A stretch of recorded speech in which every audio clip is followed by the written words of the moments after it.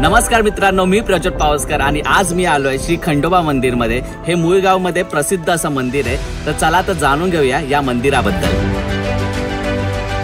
मी आलोय डोंगराच्या पायथ्याशी आणि डोंगराच्या माथ्यावर जाण्यासाठी फक्त 550 पायऱ्या पार करून जायचं, तेव्हा आपलं दर्शन होईल श्री खंडोबाचं। आणि महाराष्ट्रामध्ये एकूण 12 मंदिर आहेत श्री खंडोबाची। जेजुरी नंतर हे दुसरं असं मंदिर आहे जे डोंगराच्या माथ्यावरती आहे। डोंगराच्या सुरुवातीला आपल्याला एक मंदिर दिसतं आणि या मंदिरामध्ये सुंदर अशी बानाई देवीची मूर्ती आहे।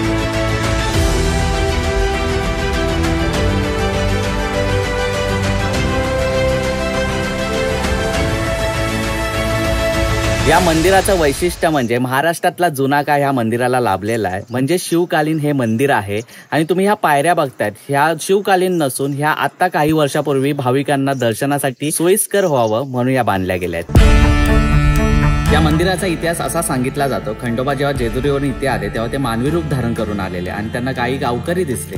तर गावकऱ्यांनी त्यांना काही अन्न दिलं आणि डोंगरावर कसं जायचं ते सांगितलं।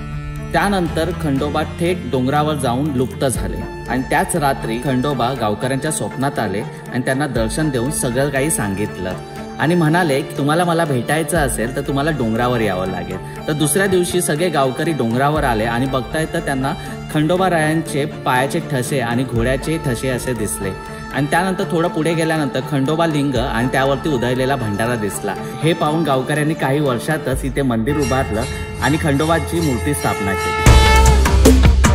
या मंदिरात मार्गशीर्ष महिन्यात चंपाषष्ठीला दुपारी 2च्या सुमारास देवाला हळद लावली जाते। त्यानंतर पौष महिन्यात पौर्णिमेला सुमारे 5च्या दरम्यान देवाचं लग्न लावलं जातं आणि भाविकांची त्या दरम्यान खूप मोठ्या प्रमाणात गर्दी असते। आणि माघ महिन्यात पौर्णिमेला म्हणजेच हनुमान जयंतीला इथे 2 दिवसाकरता यात्रा भरवली जाते। आता आपण मंदिराजवळ आलोय आणि मंदिर बघताच आपल्या मनात येतं जय मल्हार। ते आहे खंडोबाचं मंदिर आणि मंदिरामध्ये जाताच आपल्याला कासवाचं आणि नंदीचं दर्शन होतं। तिथून आपण गाभाऱ्यात जातो आणि आपल्याला पाहायला मिळते खंडोबारायांची सुंदर अशी मूर्ती आणि त्यांच्या जवळच आपल्याला बघायला मिळतं खंडोबा देवाचं, म्हाळसा देवीचं आणि बानाई देवीचं शिवलिंग। आताच माझं दर्शन झालेलं आहे आणि मंदिराच्या बाहेर तुम्ही बघू शकता किती सुंदर असा नजारा आहे। हे तुम्ही बघताय ते बारवी धरण आहे आणि त्याच्याच बाजूला सह्याद्रीच्या पर्वतरांगा। चला तर मित्रांनो, माझं दर्शन करून झालेलं आहे आणि इथेच मी माझा ब्लॉग एंड करतो। तोपर्यंत तुम्ही या व्हिडिओला लाईक करा, शेअर करा आणि या चॅनलला सबस्क्राईब करा।